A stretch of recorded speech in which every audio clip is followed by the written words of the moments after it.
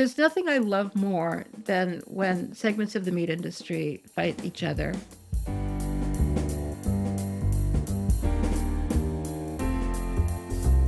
Welcome to Rising Anxieties. This is the time of the week. Every week we do this. Start off the day by unpacking what's worrying the meat industry. Isn't that normal behavior?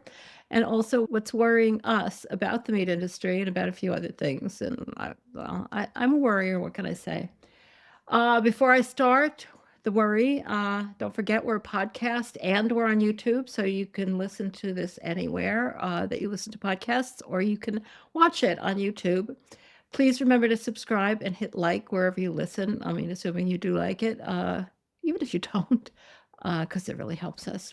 All right, we're talking about Thanksgiving this week, as is appropriate, and there's nothing I love more than when segments of the meat industry fight each other. And that's what's going on meatingplace.com, one of the industry sites that we follow all the time. All right, this is by this guy, Gregory Bloom. And he starts off by saying, cancel the turkey, keep the holiday. He's all about red meat. So, and he thinks it's high time, quote, we ditched the whole bird turkey tradition and opted for something smarter, tastier, and far easier on the supply chain. I could not agree with that more. Unfortunately, the alternatives he's proposing, of course, are not what I would propose. He starts off by saying that the turkey industry is in trouble. Obviously, bird flu is big problem. And he thinks it's a really big problem that they have to gear up every year for this huge supply and then wait 51 weeks for the next sprint. And processors are increasingly steering capacity toward boning out parts. Sounds like fun.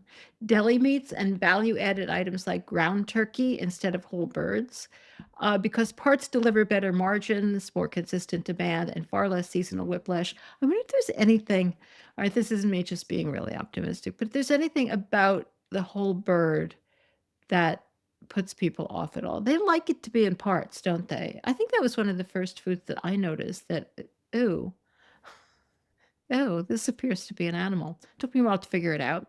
Not the brightest bulb in the chandelier. All right, he mentioned this very inefficient and costly to just gear up this huge amount for Thanksgiving every year, and clearly he cares a lot about the turkey industry. No, he doesn't really. He cares about the beef industry. And so he also points out that chicken is better if it's air chilled, whereas turkey has to be dunk chilled. I have no idea. It all sounds disgusting. And then the myth of turkey as a cheap holiday option. He points out that if you count it per pound, you're paying for all the other stuff, the bones and all of that. So you might be paying twice for what you think you're actually paying per pound. And compared to that, he said, compare that to a standing rib roast. I say compare it to some lentils. But nobody's listening to me. Well, you are. Thank you. The whole bird turkey is a fragile tradition resting on a fragile supply chain with disease pressure, shrinking flocks, seasonal inefficiencies, and no premium air chill alternative. It's time to move on and pick a better centerpiece. He suggests sirloin tri-tip roast, whatever the hell that is. And he believes that the turkey growers and the plant teams, that's the slaughterhouse workers, well, thank you for it. That is not actually the case because there was quickly a response on Meeting Place. A turkey farmer's response: if you don't work in this industry, don't pretend you do. This is by John Zimmerman, who is indeed a turkey farmer and the former chair of the National Turkey Federation. So apparently he does know the industry. In spite of that, he seems to be in favor of it, which is, confusing how that works. And he basically is saying, which I think he's trying to be charitable, that the commentary that was offered by Gregory Bloom was from someone who clearly doesn't know how any of this works. I think he might have been, that might have been, he was putting it as nicely as he could. He points out the turkey production runs year round. Well, shit, that's great. And the people in the industry, the farmers, the plant workers, don't forget the plant means slaughter in this world. Veterinarians and technicians work incredibly hard to raise healthy birds and get safe, high quality, nutritious food to families. We're proud of that work. So when someone suggests we should just skip it because they personally think beef is better, that dismisses the skill and dedication of everyone who makes Thanksgiving possible. Fuck you. I'm sorry. I'm not supposed to curse. Um, uh, I have Thanksgiving every week. Every I have Thanksgiving every year. So do many of you. It is not people who work in turkey slaughterhouses that make it possible to give thanks and have a nice meal. But isn't this just this language? It's so typical. They're so in love with themselves. Like, is it self-doubt, that they really know that what they're doing is evil, so they have to keep like pretending that they work incredibly hard. Well, they probably work hard, I don't know. They're how proud they are of their work, and that they have skill and dedication, and they're making Thanksgiving possible. So his advice to Gregory Bloom is before declaring an entire protein obsolete. Apparently, turkey is now no longer animals. It's just a protein. Walk a barn. Try visiting a farm. Walk a barn. Talk to a grower who has been up all night, checking ventilation during a heat wave. Oh my God, these are such hard jobs, and they have to feed the world. I made that part up. Spend time in a plant at 5 a.m. or talk to a vet dealing with an HPAI outbreak. Yeah, none of you have to do this. like, don't do it. Just grow some lentils. Understand what you're criticizing before you criticize it. Wow, it is fun to see them hate on each other, but it's still, oh God, they make me crazy. All right, in that same vein, there's a column in Pork Business called Live a Life That Matters. And this is by Jennifer Scheich. And she says, you might be surprised that one of the greatest desires people have before they die doesn't involve money, fame, or achievement, but it does require intentionality, sacrifice, and hard work. Well, I'd go along with that. I think hard work is overrated, but the rest of it, yeah. Um, and then they have this is very odd. They have this picture of this woman and her daughter, and they're both working in a pig breeding facility, and they're holding up little tiny piglets, and they're giving you big smiles, which is disturbing. And this is a woman named Jennifer Romero from Hoosierland Pork with her daughter. And then she talks about how she doesn't actually mention she's talking about what people want to do before they die. She doesn't mention that Jennifer actually did die. I only knew that because I Googled her because I wanted to find out what this place was, Hoosierland. And it mentioned that she had died of cancer. It's awful. But anyway, that's a totally meaningless aside to the article. But according to Jennifer, going back to the point, she didn't have the honor of knowing Jennifer. So it sounds like she might have known she was dead. She just didn't mention it. But she was an excellent sow farm manager for Martin Family Farms. And the legacy she left, because, sow farm manager, of helping people become great in their roles on the farm and in life is far greater than she ever knew. They're so in love with themselves and with what they do. And they think it's so great. It always astounds me. Um, and also mentioned some Minnesota pig farmers, Dave and Tracy Mensink, because they're living a life that matters by using conservation practices. Well, you wouldn't have to use conservation practices if you weren't doing something that was destructive to the environment. From sustainability to succession planning, living a life that matters doesn't happen by chance. It requires intentionality, sacrifice, and hard work, having a clear sense of why you do what you do, and believing your actions contribute to something larger than yourself. We're talking about pig slaughter and lend to a life of purpose. Your purpose is to slaughter pigs. As another new year approaches, now is the perfect time to ask yourself the hard questions that make sure you are living in alignment with your purpose. And you know what? The thing that makes me nuts, and I cover a lot of these kinds of articles and kind of make fun of them because they are completely ridiculous, but they believe it. I really think they do. They believe it. I think this is one of the fundamental problems of our time. I mean, certainly related to the politics and Trump and all of that. That that people will believe anything, and they have a lot of trouble getting the big picture. So if they're in this like dreadful, dreadful situation where they're devoting their lives to killing pigs who don't have to be killed and having them live in misery and all of that, the whole 9 yards. Within that, they don't look at the context; they just look at within that context. And are they nice to their employees? And I'm sure many of them are. Like I'm sure many of them do good things in their life. But we have to like take a broader view. I'm getting carried away. Let's move on. Oh, another thing that's nice to know this week is that the entire beef industry is so mad at President Trump. This is from Ag Daily. Perspective: no shortage of emotional impacts in beef markets. This is by Brandy Buzzard, and she's talking about the fact that of course, beef prices are extremely high. So I hear that people talk about it all the time as if there's nothing else to eat. And as a result, the president posited that we could begin, by we, I mean the United States of America, could begin importing more beef from Argentina. And like the cattle ranchers are not thrilled with this as an idea because they're making money hand over fist at the moment. But this is how she puts it: when a rancher markets a group of cattle, the market dictates what she'll be paid, and most years the profit, if any, is slim. However, from 2023 to present, and likely for a few more years, the prices that we are taking have been pretty great.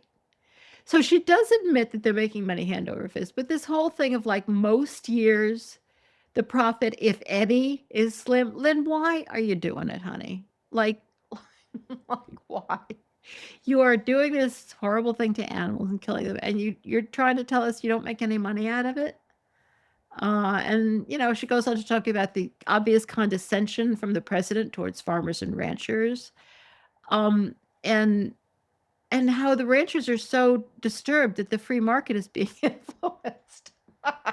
That one's hilarious when you think of the amount of benefit that farmers and ranchers get from the federal government, uh, which totally throws the markets off. Anyway, it's a big long article. I'm not going to read the whole thing because, like, who cares? But it also goes along with this other article from Meeting Place: What to Do When the White House Aims at You. This is by Janet Riley. And this is on a different thing that they're mad at the Trump administration for, and that is the planned investigation into beef industry structure. I'm not sure either of these things are actually going to happen. He's always throwing things out and then they don't, just to get, I don't know, to get attention. An issue normally this is an issue normally handled by the USDA, which is where they like things handled, because let's face it. Um, it now saw its profile increase with the president's social media post and an inflammatory press release claiming that, quote, a handful of giant meat packers have squeezed America's cattle producers, shrunk herds, and jacked up prices at the grocery store, unquote. And she feels that this is a hyperbolic statement that is a new tactic in an ongoing distraction strategy. What are they distracting from? I think that they're talking about high prices, and I don't think high prices are a distraction. I think people are really pissed off about high prices, but maybe say you could say that it's a distraction, I guess. Um, all right, so this all apparently started because everybody was getting mad at him because of the proposed Argentinian beef imports. So, quote, in need of a new boogeyman to shift the focus, he chose a convenient and familiar villain: meat packers. So she's not arguing on behalf of the cattle ranchers. That was the other site. This site is more of a big industry site and is very much on the side of the slaughterhouses. So what should an industry thrust unwillingly into controversy, if they are unwilling, do when facing powerful presidential narcissists? And then she goes off on like for paragraphs on how, like, what's wrong with narcissists and how he is one. Boy, they're taking the knives out. They're turning. They're turning on Trump. In this difficult period, she said, meat companies cannot permit the consumer to feel betrayed by the meat companies on which they rely for food. Yeah, God forbid that anybody should feel betrayed by the meat companies. Few people understand how the meat industry is structured and what drives prices up or down. That sure is true. They can be easily influenced by fear and misinformation. That's where meat companies need to lean into this conversation and offer genuine, sincere, personal, and understandable explanations. Yeah. Good luck with that. Do you really think that when people hear the truth, they're as people learn more and more of the truth about the meat industry, they become more sympathetic? I don't think so. Yeah, let's open the doors. All right, finally, this is an interesting article. This really is. I don't know whether it means anything, but I'm going to assume it does. This is from Hordes, which is a dairy site. A barn building plan for animal welfare. And it starts off by saying, which is certainly true, if tasked with envisioning the dairy barn of the future, most producers' minds would likely go straight to technological advancements, more robust robotics, and perhaps more streamlined data analysis. Well, that's the truth. That's how they think. I like the honesty that that's what they would think about, like, technology. They're not thinking about cows. But then she points out there's a recent article in the Journal of Dairy Science, which, maybe you haven't read if you're not reading it regularly. And these writers base their optimal future dairy barn on a foundation of animal welfare. Listen to this, citing the current and growing political and social climate around the issue and how these pressures intersect with economic feasibility for dairy farmers, the authors developed a concept that they hope will help support the future of dairy farming. They are actually saying that the welfare of the animals is such a big issue that we have to come up with a way that dairy farmers can make consumers feel better about it while keeping the price of milk low. That makes me that's like the best article I've seen, and I mean the most hopeful article. Just the fact that they're acknowledging that this really is an issue. Sometimes I think we get so frustrated that we think that nobody cares, but they're really worried. And the study points out that animal welfare is more than health. Yeah, that's something that they tend to forget. It has to take into account the cow's affective state and its natural tendencies. Of course, even when you're talking about dairy cows, you can't call them she or her. You have to say it. And among things that they're talking about doing is cattle should be able to form a stable herd structure, exhibit species typical lying behavior. So when they lie down, they can lie down properly, have autonomy on decisions to be indoors or outdoors. And among the practices that they're looking at is regrouping. We talked about that a couple of weeks ago. And it says, which affects establishment of stable herd structure, like the fact that they switch the cows with which they live and or with whom they live.